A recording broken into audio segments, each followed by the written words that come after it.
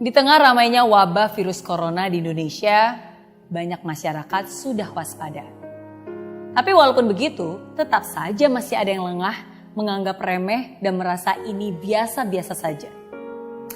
Kalau kita percaya Tuhan, nggak perlu takut-takut lah. Ngapain juga sering-sering cuci tangan, ngapain juga social distancing. Biasa aja lah, kan udah doa. Toh hidup mati saya di tangan Tuhan, pasrah aja lah. Itu kata mereka. Yakin seperti itu? Pertama-tama saya ingin bilang, it's not all just about you. Ini bukan hanya tentang kamu saja. Hidup dan matimu mungkin memang di tangan Tuhan. Tapi jangan sampai tindakanmu mempengaruhi hidup mati banyak orang. Yang kedua, doa memang penting. Berdoa memang berguna. Tapi bukan saja kita harus mendoakan apa yang kita inginkan, tapi kita juga harus mengerjakan apa yang kita doakan. Bijak dalam bertindak. Saya yakin mungkin kamu pernah mendengar cerita ini. Begini ceritanya. Pada suatu hari terjadi bencana di sebuah daerah. Karena hujan turun deras berkepanjangan, permukaan sungai pun semakin lama semakin naik dan akhirnya terjadilah banjir besar. Ketika banjir sudah sampai ketinggian lutut orang dewasa, banyak orang sudah mulai mengungsi dari daerah tersebut. Karena takut kalau permukaan air semakin tinggi. Berbeda dengan yang lainnya, ada pemuda yang tampak tenang tinggal di rumah. Akhirnya datanglah truk penyelamat berhenti di depan rumah pemuda tersebut dan mereka bilang, "Ayo cepat masuk ikut truk ini, nggak lama lagi nih banjir akan semakin tinggi." Tapi pemuda itu menjawab, "Gak apa-apa, tenang aja. Kamu terus aja menolong orang lain. Saya pasti akan diselamatkan oleh Tuhan. Saya ini kan sangat rajin berdoa." Dan setelah beberapa kali membujuk, akhirnya tidak bisa, akhirnya truk tersebut pun melanjutkan perjalanannya untuk menolong orang lain. Permukaan air makin lama semakin tinggi, sampai mencapai 1,5 meter. Pemuda tersebut masih di rumah, duduk di atas lemari. Lalu datanglah regu penolong dengan membawa perahu karet dan berhenti di depan rumah pemuda tersebut. "Ayo cepat ke sini, naik perahu karet ini karena keadaan semakin tidak terkendali nih. Kemungkinan air akan lebih meninggi lagi. Ayo cepat sebelum terlambat." Lagi-lagi pemuda itu berkata, "Gak usah deh, makasih. Tapi kamu gak usah nolong saya. Saya kan orang yang beriman, saya sudah berdoa kok. Saya yakin Tuhan akan menyelamatkan saya dari keadaan ini." Perahu dan regu penolong pun pergi tanpa membawa pemuda tersebut. Dan sesuai prediksi, banjir semakin besar dan kali ini sudah banyak rumah yang tenggelam. Air sudah menutupi atap. Dan pemuda itu rupanya masih aja duduk di atas atap sambil terus berdoa. Lalu datanglah sebuah helikopter dan regu penolong.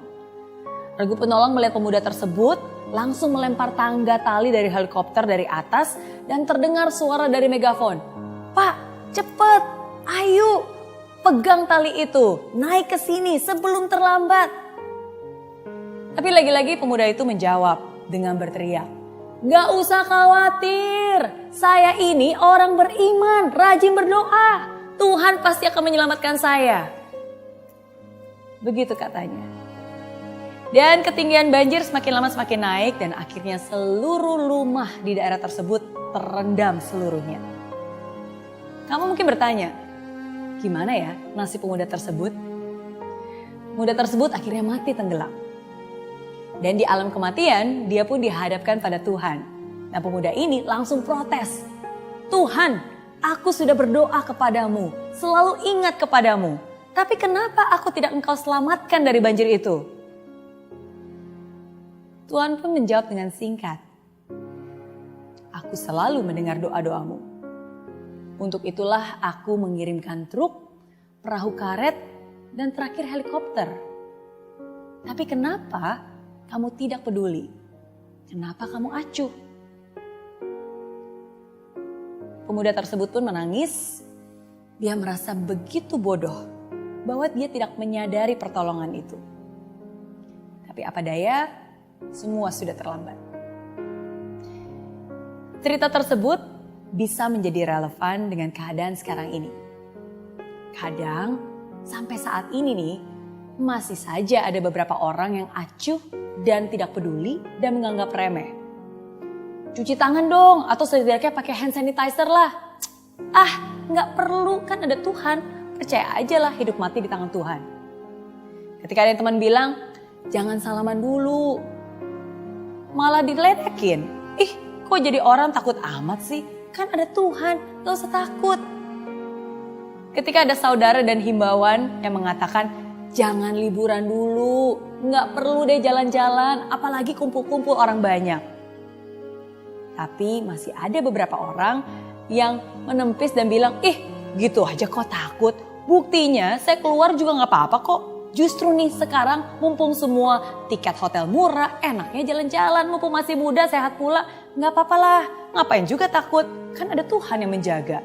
Doa saya kuat kok, kamu aja kali yang imannya kurang kuat nih. Dan akhirnya begitu dia kena virus corona, baru dia protes. Tuhan, kenapa engkau tidak melindungi aku?